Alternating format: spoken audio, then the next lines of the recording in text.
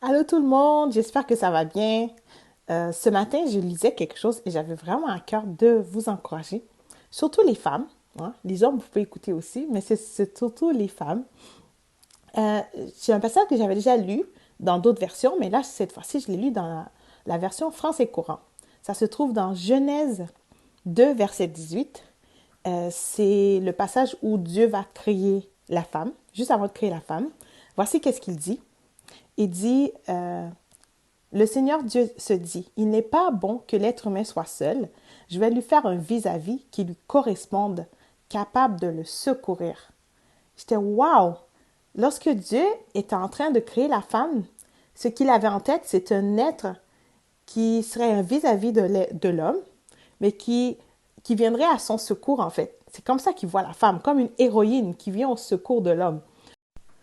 Et je suis pas en train de dire que ben, la seule fonction de la femme, c'est pour être la compagne de l'homme, ou que sa place est à la cuisine, comme disent certains.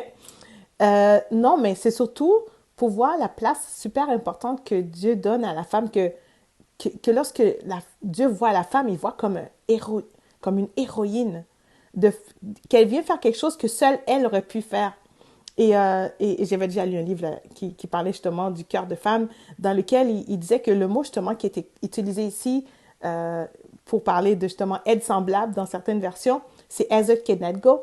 Et ce mot-là, c'est pour signifier que c'est comme quelqu'un, une situation qui est sans issue, et il y a quelqu'un qui vient et il vient faire comme, il vient délivrer là, ok?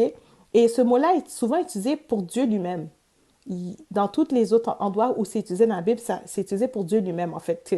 C'est comme, c'est vraiment, et je trouve ça tellement, tellement beau de voir ce que Dieu dit de nous, les femmes, comment il nous a fait et tout. Et je sais que parfois, vous allez dans des maisons et puis bon, il n'y a pas de femmes dans la maison et tout.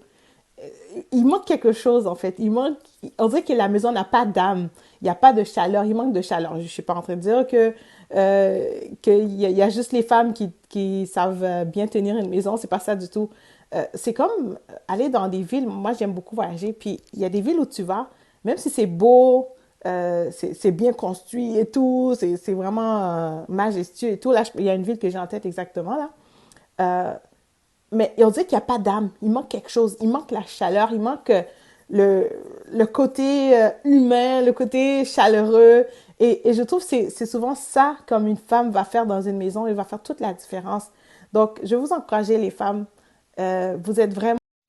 Sachez que vous êtes vraiment des êtres extraordinaires. Quand Dieu vous a créé, il avait vraiment un grand chef-d'œuvre en tête.